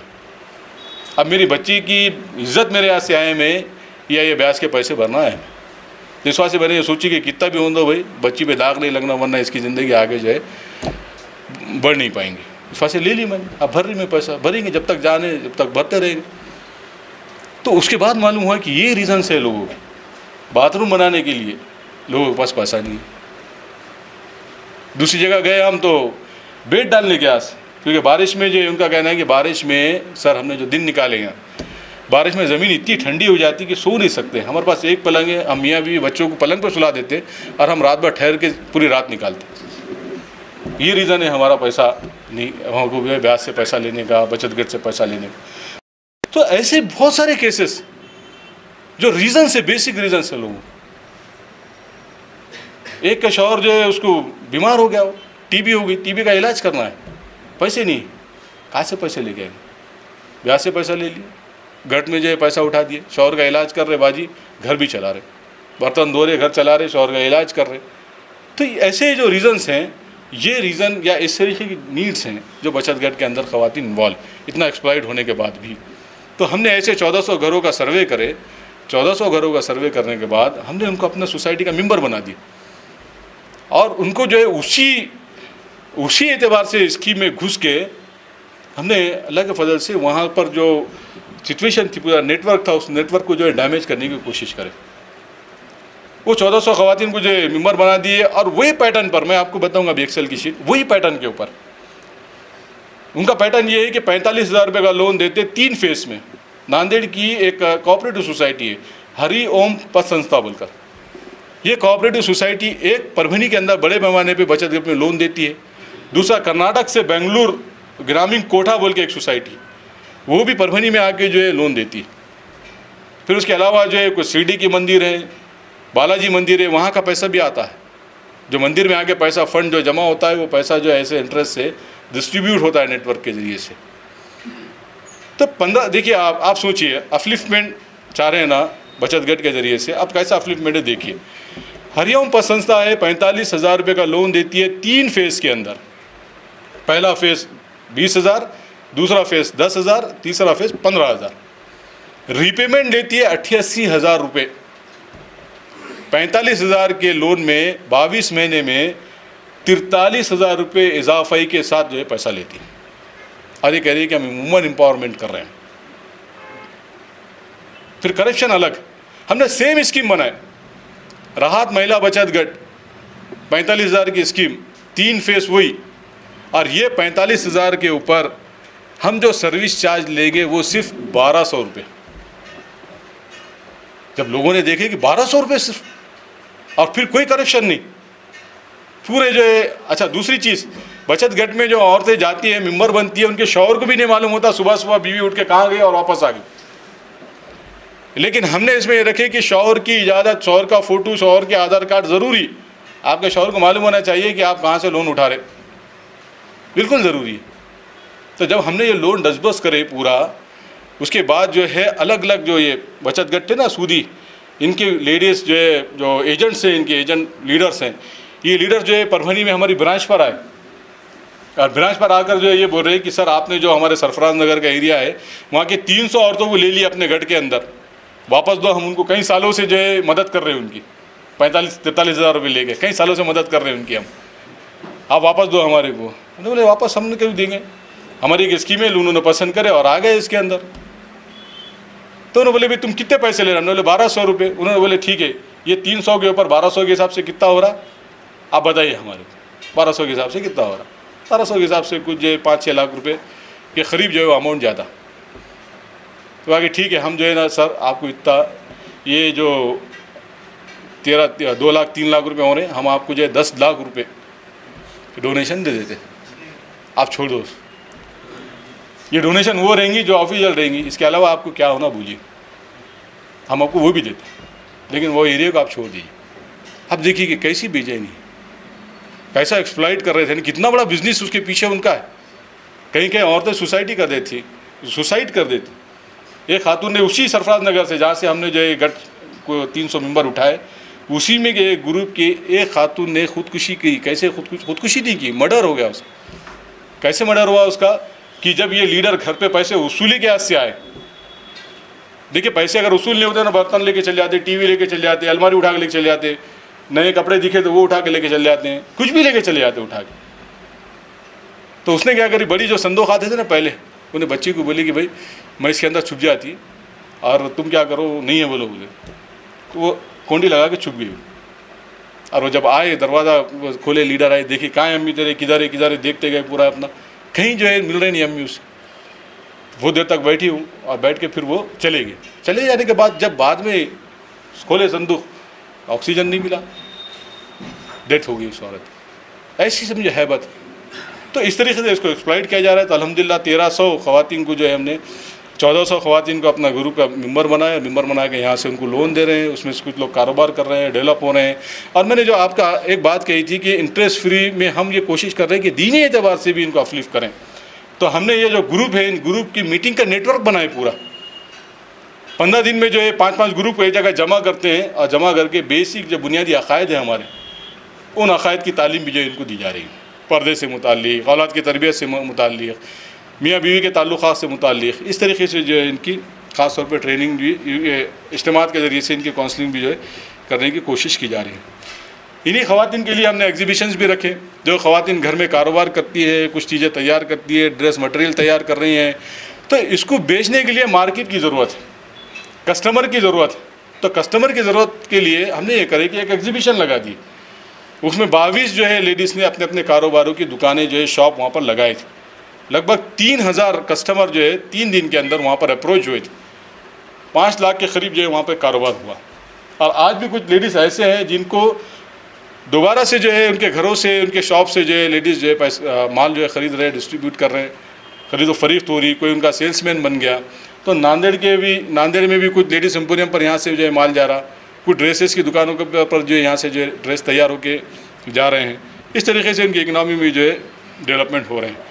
ये हेल्प ग्रुप है, ये भी जो है काम कर रहे हैं। नमकीन ख़ास तौर पे जो है एक ग्रुप के अंदर तैयार हो रहा है। नमकीन जो पपड़ी आती है वो भी जो है हमारे एक बाजी है गट के, वो 10 औरतों का ग्रुप है पूरा। वो ग्रुप जो है उस नमकीन को जो है तैयार करते हैं, पैकिंग करते हैं, पैकिंग करके जो है फिर उसको सेल करते हैं। और ये जो है आस पास जो है देहात में ये जो है जा रहा है। इनके शौहर जो है उसको जो वीकली बाज़ार होते हैं उसमें जो है पैकेट की शक्ल में जो है उसको बेच रहे थे। इस तरीके से मार्केटिंग की भी जो है इनकी स्ट्रैटेजी हम बना रहे हैं। उसके अलावा जो है एक यूनिट, जैसे आपने वो क्लिप में भी देखे कि एक बाजी है, उनके जो है 8 लोगों का जो यूनिट है पूरा, वो यूनिट ये काम करते हैं कि वहाँ के रेडीमेड जो शॉप्स हैं उन शॉप से मुलाकात कर रहे हैं, अपने डिज़ाइंस उनको बता रहे हैं और उसके हिसाब से होलसेल में उनको ड्रेस तैयार करके दे रहे हैं। तो इस तरीके से शॉप वाले भी जो है उनसे ड्रेसेस जो है ले रहे हैं। और दूसरा इनका अपना खुद का डिस्प्ले भी है, वहाँ से जो मार्केट में समझिए 2500 में ड्रेस मिल रहा, वही ड्रेस इनके पास 1600 रुपये में, 1700 रुपये में इनके पास मिल रहा है मैन्युफैक्चर होकर। तो इस तरीके से ये सेल्फ हेल्प ग्रुप भी जो है काम कर रहे हैं। मुराबा स्कीम के तहत जो है हम ऑटो रिक्शा भी दे रहे हैं, जिसमें हमने लोडिंग ऑटो रिक्शा भी दी। अब तक जो है 27 लोगों को हमने जो ऑटो रिक्शा दे दी अल्हम्दुलिल्लाह। यहाँ से तहसीलदार जो है परवनी के, उनके हाथ से जो है हमने इस चीज़ का जो है इफ्तिताह किए थे, वो बड़े खुश हुए थे। उन्होंने कहा कि मैंने अपनी लाइफ में पहली बार देखा कि मुसलमानों की एक सोसाइटी भी है और मुसलमान जो है फाइनेंशियली अपलिफ्ट करने की भी कोशिश कर रहे हैं अपनी कम्युनिटी को। ये बहुत बड़ी बात है। तो यहाँ से गैर मुस्लिम बिरादर वतन को भी जो है यहाँ से लोन मिल रहा है। 10% जो है अभी हमारे शेयर होल्डर बिरादर वतन भी है, जिसमें ब्राह्मण भी है, मारवाड़ी भी है और शेड्यूल कास्ट भी, मराठा भी है। ऐसी पूरी एक चैन। हमारा ये प्लान भी है कि जो एरिए ख़ास तौर पे नॉन मुस्लिम के मार्केट एरिए, ऐसे एरिए में एक डेली कलेक्शन का गैर मुस्लिम एजेंट ही हम जो अपॉइंट कर रहे हैं, ताकि उसके ज़रिए से वो काउंटर्स भी हमारे साथ जो है जुड़ जाएँ। कुछ जगहों पर जो है कारोबार करने के लिए मशीन्स भी दे रहे हैं मुराबा के तहत, जैसा कुछ गन्ने की मशीन है, गन्ने का रस निकालने की मशीन है, ये मशीन भी हमने दिला के दी है। उसके अलावा जो है अलमारी है वो बनाने के जो लोहे के काम होते हैं उसके लिए भी जो है मशीन दिए।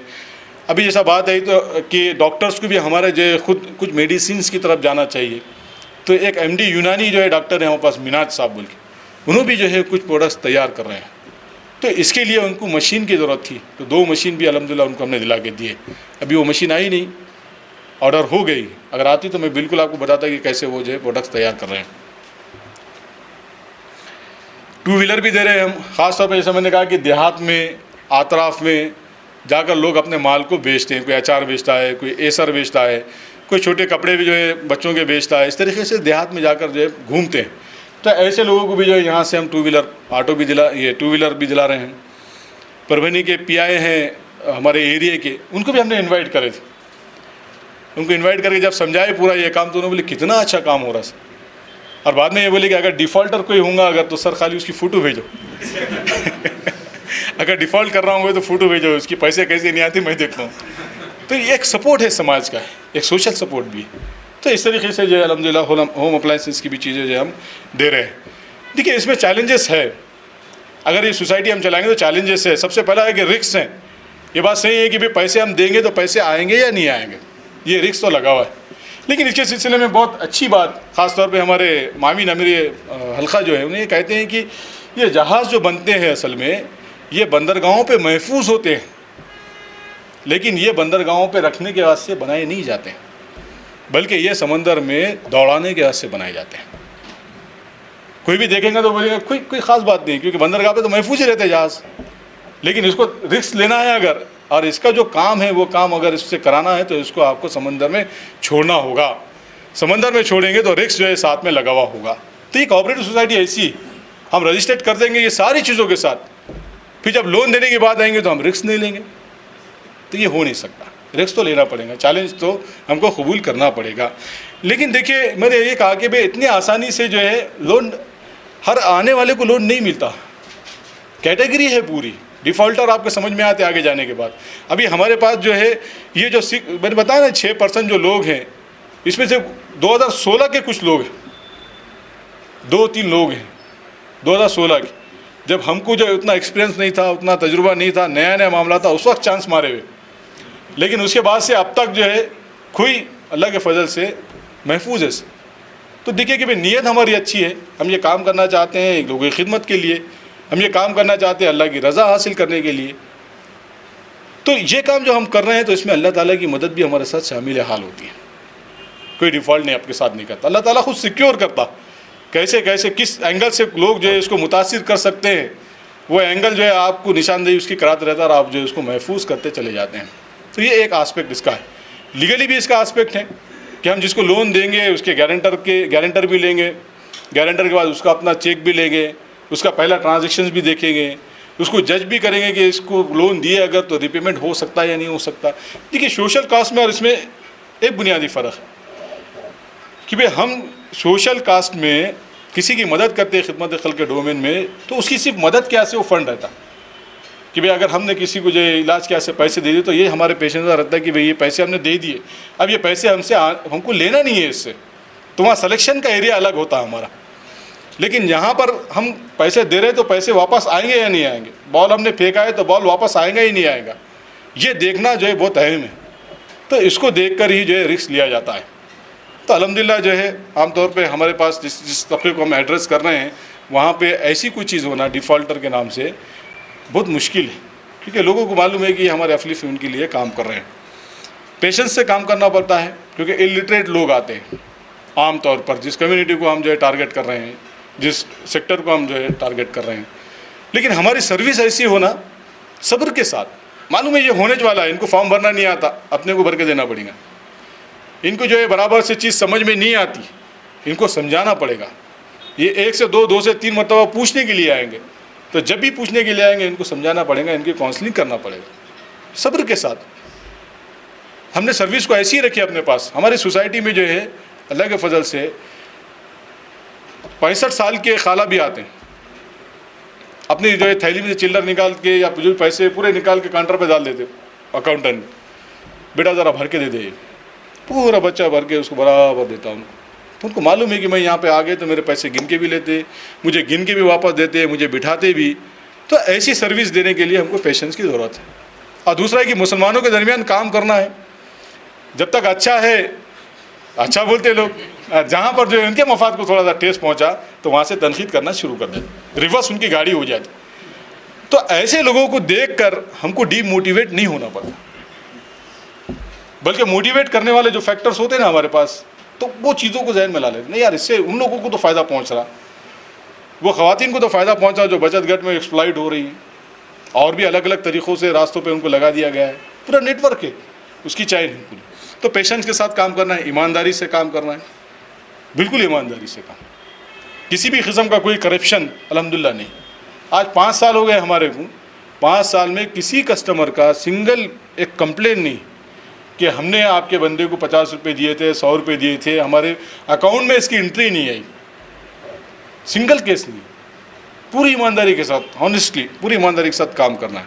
हमेशा जो है ऑब्जेक्टिव के ऊपर नज़र रखिए, फ़ंड जो है लाने की, कलेक्शन करने की कोशिश कीजिए, लोगों को कन्विंस कीजिए। देखिए हमने जब महिला बचत घर का डोमेन हमने जब ये डोमेन में जब हमने काम शुरू करें, काम शुरू करने के बाद बहुत सारे लोग मुतासिर हुए। वहाँ के हमारे मुफ्तियान इकराम भी है, मुफ्ती कौसर आफाक साहब है, मुफ्ती निज़ाम साहब है, मौलाना रफ़ीउद्दीन अशरफ़ी साहब है। इन लोगों ने इस बात को हमारी जनरल बॉडी मीटिंग में एक्सेप्ट किया। उन्होंने ये कहा कि हमने जो है महिला बचत गट को परवनी से निकालने की मुहिम बनाई थी, पूरी घर घर जाके हमने लोगों को कन्विंस करे थे, लेकिन उससे भी महिला बचत गट जो है वो ख़त्म नहीं हो सका सूदी।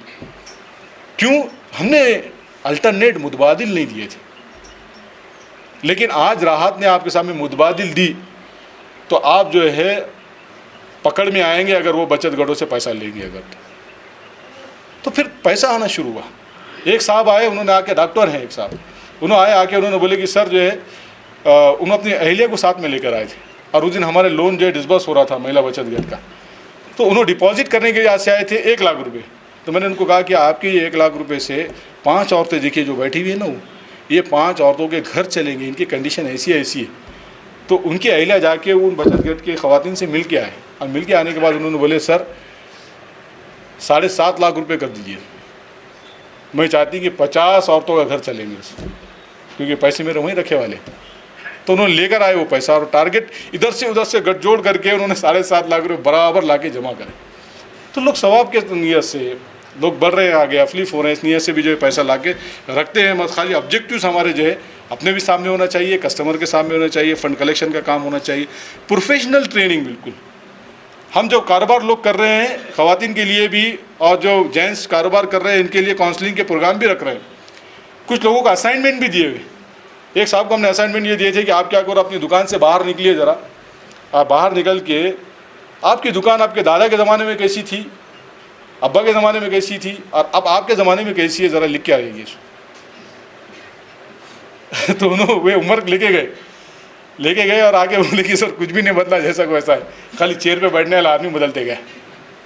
बिल्कुल रिवायती काम। तो क्या हो सकता, क्या नई चीज़ें ला सकते, क्या इम्प्रूवमेंट हो सकता, क्या अपग्रेडेशन हो सकता कारोबार में, वो लेकर आए आइडियाज़, वो लेके आए उन्होंने। हम फेस के हिसाब से जो है उनको, जैसा किराना दुकान थी, फेस के हिसाब से अब आइसक्रीम की दुकान, चॉकलेट का वो फ्रिज, कोल्ड ड्रिंक का सेक्टर, फिर जो है जनरल स्टोर, ऐसा करके उनकी दुकान को जो है अपग्रेड कर रहे हैं, ग्रोथ कर रहे हैं। तो ऐसा ट्रेनिंग प्रोग्राम भी जो है ख़ास स्टाफ के लिए भी हम रखते हैं कि ऐसा ना हो कि सिर्फ हम जो है बात करें सर्विस की और बैंकिंग सेक्टर में पूरा डोमिनेंट होने की, इसके ज़रिए से अच्छी सर्विसेज देने की, लेकिन हमारे पास जो है ऐसे लोगों से हम काम ले रहे हैं जिनको कुछ आता ही नहीं, फील्ड का मालूम ही नहीं, ऐसा नहीं। तो इसके लिए अल्हम्दुलिल्लाह हमारे ब्रांच में अकाउंटेंट से लेके मैनेजर तक, अकाउंटेंट से मैनेजर तक सब जो है पोस्ट ग्रेजुएट है। मैनेजर सिर्फ जो है वो MA करे हुए हैं, तो अब उनका जो एक्सटर्नल में हमने BCom में एडमिशन डाल दिया, बाकी पूरे MCom लोग हैं। तो फील्ड से वाकिफ़ लोग हैं, सारी चीज़ों को जानते हैं, नज़ाकतों को जानते हैं। हमने बजट में भी हमारे जो है अभी इस मतलब HR बोल के एक डोमेन रखे, 25,000 रुपये का बजट ख़ास तौर पर रखा हुआ है कि हमारे स्टाफ में कोई अगर बैंकिंग से मुताल्लिक़ कोई अगर कोर्स करना चाह रहा है तो उसका पैसा हम देंगे, लेकिन कोर्स उसको कराएंगे। तो इस तरीके से प्रोफेशनली भी जो है हम अपने यूनिट को डेवलप करने की कोशिश कर रहे हैं। ये विजिटर्स हैं, लोग आते हैं, मुबारक काबरी साहब भी आए थे, इस मॉडल को देख के बहुत मुतासिर हुए। उन्होंने कहा कि ख़ास बात इसमें यह है कि आप लोगों में बचत की आदत पैदा कर रहे हैं, लोग पैसा जमा कर रहे हैं। सकाल न्यूज़पेपर है, उसके जो वहाँ के रिपोर्टर भी आए थे, उन्होंने अच्छा कवरेज जो है पेपर के अंदर दिया। उसके अलावा जो है DDR ऑफिस से भी लोग आते हैं। पहली मरतबा एक DDR से पाठक बोल के एक RSS का कट्टर है, वो आया था। उसने कहा कि भाई सोशल एस्पेक्ट छोड़ दो, आप पूरा आप बहुत अच्छा काम कर रहे हैं, लेकिन मैं अपने साथ 3 ऑडिटर लेकर आया हूँ। ये 3 ऑडिटर जो है आपके पहले पूरा बायलॉज, आपके पूरे फाइनेंशियल ट्रांजेक्शन सब देखेंगे, उसके बाद मैं आपकी जो सुरखुमा है, ये सुरखुमा उसके बाद पीऊँगा, उससे पहले कुछ भी नहीं, सब रोक दिया। तो हमने जो है, मैंने और हमारे मैनेजर ने पूरी डिटेल बताए ऑडिटर को। लगभग जो है एक आधे से पौन घंटे की हमारी जो अलग अलग रिपोर्ट्स, बायलॉज के अलग अलग एंगल्स, ये पूरे चले। वो पूरा होने के बाद जब वो ऑडिटर्स ने उनको बोले आके कि सर इनका पूरा काम ओके, कहीं पर भी जो हमको कोई वो नहीं मिला, लेकुना नहीं मिला, तो उसके बाद उन्होंने बोला मैं अप्रिशिएट करता हूँ तुम्हारे को, मेरे करियर में पहली बार देखा मैंने कि मुसलमान इतने सलीके से कोई काम कर रहे हैं। फिर उसके बाद उसने जो है आगे आपका रिफ्रेशमेंट वगैरह उसने लिया। तो अल्हम्दुलिल्लाह इस तैयारी के साथ भी तहसीलदार भी आए थे, उन्होंने भी बहुत मुतासिर हुए। DDR भी, हमारे कोऑपरेटिव जो ऑफिस है उसके अंदर कोई भी काम को रोकते नहीं। राहत बोल के मालूम हुआ, राहत की फ़ाइल अगर मालूम हुई तो हर कोई ये सोचता कि भाई मैं कैसे इसमें ताउन करूँ, इनका कैसे जो इनकी फ़ाइल को आगे बढ़ाने के ऐसे सिफारिश करूँ। फीचर स्कोप भी है, लोगों के एतमाद भी है। जैसा 11 सोसाइटी जो चल रहे हैं, ये पूरे महाराष्ट्र के अंदर अच्छे परफॉर्मेंस बता रहे हैं और मुकाम पर भी, शहर में भी लोगों को इसके असरात अच्छे महसूस हो रहे हैं। अल्हम्दुलिल्लाह हमारे पास भी जो है इसके एतबार से भी, आपके मकासद फ़िक्र के एतबार से भी लोग जो है वाबस्ता है। हर कोई जो है यहाँ पर आता है। हमने एक फार्मूला भी बनाया हुआ है कि हम जो भी स्कीम बनाएंगे वो स्कीम हमारी इस मुफ्तियान इकराम की एक टीम है, जिसमें रफ़ीउद्दीन अशरफ़ी साहब है, मुफ्ती निज़ाम साहब है, कौसर आफाक साहब है और तबलीग जमात के जो वहाँ पर नाजिम हैं, सदर हैं, वो एक है इब्राहिम साहब, मुफ्ती इब्राहिम साहब। हम जो भी स्कीम बनाते हैं ये स्कीम उनसे डिस्कस करते हैं। डिस्कस करने के बाद वो शरई एतबार से सारी चीज़ें उसकी देख लेते हैं। हाँ, देखने के बाद वो बोलते ठीक है आप ऐसा कीजिए, हम फिर उसको लॉन्च करते हैं। तो ये इससे जो एतमाद उनके अंदर पैदा हुआ, अब उनके सेविंग अकाउंट्स हमारे पास, उनके एफडी जो है हमारे पास रखा हुआ है, और वो अपने लोगों को भी कहते हैं मस्जिद के मेंबर से भी कि भाई वो जो सोसाइटी काम कर रहे हैं वो सोसाइटी का हिस्सा बनिए, ब्याज की लानत को दूर कीजिए, अपने पैसे जो है वहाँ पर जमा कीजिए। तो अल्हम्दुलिल्लाह एक एंगल ये भी है। दूसरा, हमारे बोर्ड ऑफ डायरेक्टर्स में हमने जो है अलग अलग कम्युनिटी के लोगों का भी रिप्रेजेंटेशन रखा है। बागवान कम्युनिटी के लोग के एक फ़र्द है अब्दुल रशीद साहब, वो भी जो है हमारे बोर्ड ऑफ डायरेक्टर का हिस्सा है। खुरैश बिरादरी के है अकबर साहब, वो भी हिस्सा है। अंसारी बिरादरी से जो है अच्छे लोग, मुश्ताक साहब, अच्छे लोग जो कम्युनिटी को जो है रिप्रेजेंट करते हैं, कम्युनिटी में उनकी अच्छी इमेज है, सोशल इमेज है, ईमानदाराना जो इनकी इमेज है, ऐसे लोगों को बोर्ड ऑफ डायरेक्टर का हिस्सा बनाए। तो वो कम्युनिटी के लोग भी जो है इससे आकर जो है जुड़ गए, वो राहत का हिस्सा बन गए। तो फ्यूचर में एक अल्टरनेट है, मुतबादिल है, लोगों के समझ में आ रही है चीज़, लोग चाह रहे हैं कि भाई इस तरीके से ये काम हो। तो अल्हम्दुलिल्लाह इसको अच्छा स्कोप है, कहीं पर भी जो है ये काम के लिए रुकावट नहीं है। लोग ज़हनी तौर पे इस प्लेटफॉर्म को कबूल कर चुके हैं। अब खाली बात इस बात की है कि भाई इनिशिएटिव लिया जाए और उसके जो तकाज़े हैं उन तकाज़ों के साथ जो है इसको करने की, आगे बढ़ाने की जो है कोशिश की जाए। तो ये कुछ चीज़ें थी जो प्रैक्टिकल इसके आस्पेक्ट है, जो मैंने आपके सामने रखने की कोशिश की। इसके अलावा भी अगर कोई क्वेश्चन होगा तो इंशाल्लाह हम आगे जो है उसको डील भी करेंगे। और कुछ चीज़ें ऐसी भी है, जैसा मैंने इसमें आपको बताया था कि मैं आपको एक इमेज भी बताऊंगा सर्वे फॉर्म की, वो भी मैं 5 मिनट में आपको बता देता हूँ, तो आपको अंदाज़ा होगा कि किस तरीके से जो है एक्सप्लॉइट होते हैं लोग। ये हमारा महिला बचत गट का फॉर्म है। इस तरीके से हम फॉर्म जो है भर के, सर्वे फॉर्म भर के लेते हैं। ये लतीफ़ा भी है, उनका बेटा है, असल में बेवा है ये बाजी। इनकी 4 बेटियां हैं, जिनके शौहर की हयात में 2 बेटियों की शादी हो गई थी। शौहर के इंतकाल के बाद 2 बेटियों की शादी बाजी नहीं करे, और अब एक बेटा भी है, बहू भी है। आखिरी बेटी की शादी के वक्त इन्होंने 50,000 रुपये ब्याज से लिए थे। वो इस बात से लिए थे कि दूल्हे वाले जो है तकाजा कर रहे थे कि पलंग, बिस्तर और अलमारी होना लास्ट मोमेंट पे, तो वो उनको जो है अरेंज करके देना पड़ा। तो उसके ऐसे 50,000 रुपये इन्होंने ले लिए और 3 साल से 5,000 रुपये महीना उसके ऊपर ब्याज भर रहे हैं, यानी कि 1,80,000 रुपये उन्होंने ब्याज दे दिए। अभी मेरी जनरल बॉडी मीटिंग हुई, उसमें हमारे चेयरमैन साहब ने कहा ख़वातीन को कि मैं आपका बड़ा भाई हूँ, आपकी कोई परेशानी होंगी अगर तो मुझे बताइए, मैं उसको सुनूंगा। तो ये बाजी आए करीब में और आकर इन्होंने बोले, इनका स्टाइल ऐसा था कि ये आए और आके रोना शुरू करे और रो के अपने हाथ बताए। ये बोले कि सर मेरे हाथ देखो सड़ गए, बोले पूरे। मैं लोगों के घरों पे जाके बर्तन धोती और बर्तन धो के 4,000 रुपये महीना मेरे को जो है तनख्वाह मिलती और मैं 5,000 रुपये महीना ब्याज भरती।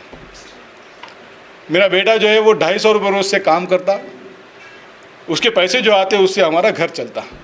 लगभग 3 साल से मैंने जो है 5,000 रुपये महीना जो है ब्याज भरा है। लगभग 1,80,000 रुपये मैंने भर दिए। कभी खाना खाते हम, कभी खाना नहीं खाते।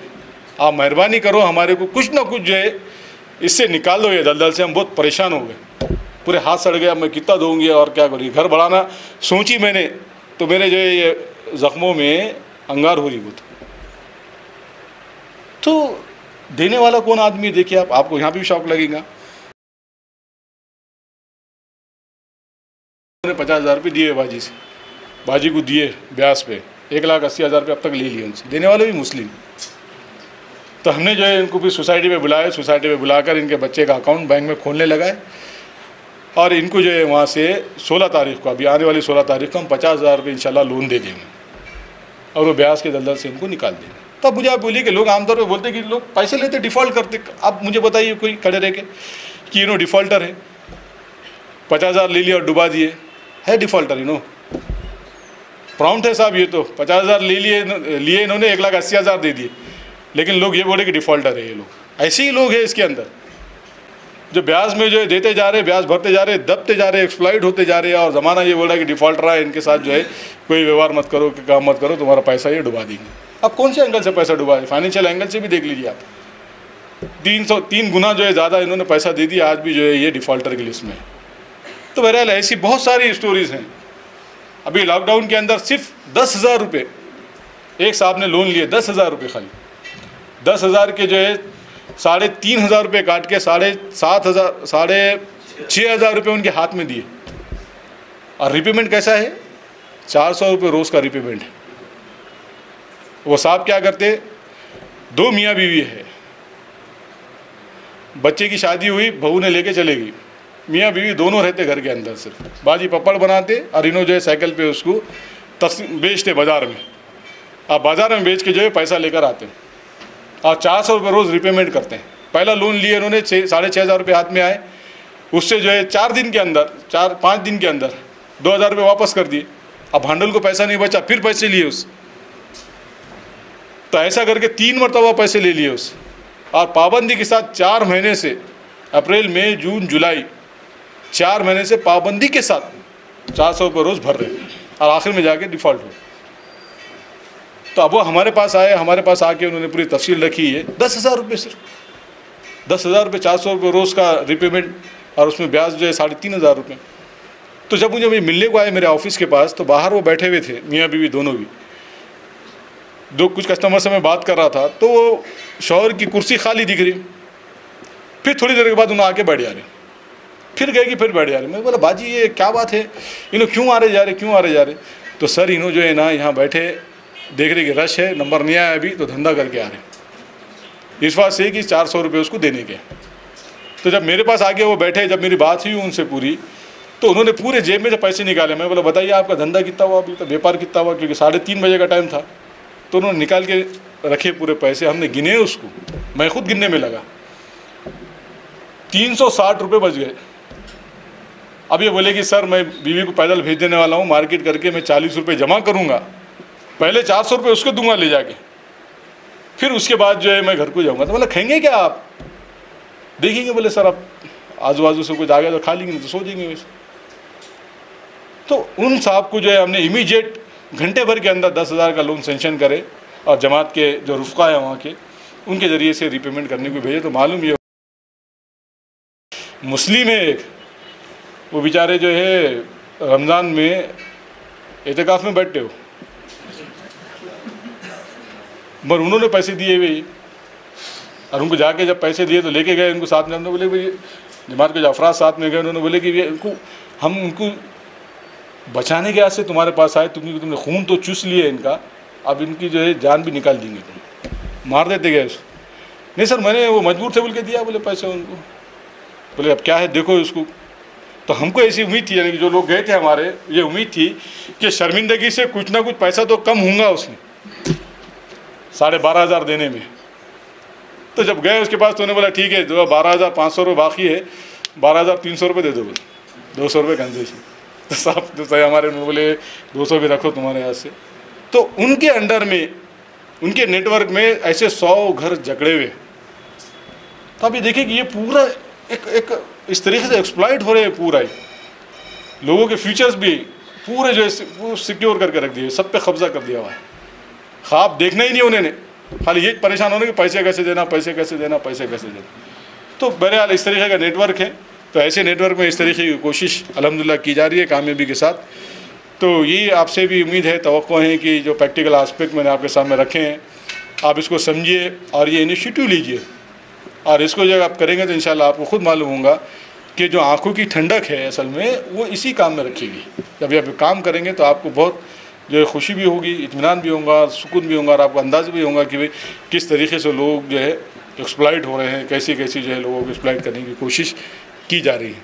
अल्लाह ताला से दुआ है कि अल्लाह ताला हमें जो है समझने की और उस पर जो है अमल करने की अल्लाह ताला तौफीक अता फरमाए। व खुदा ना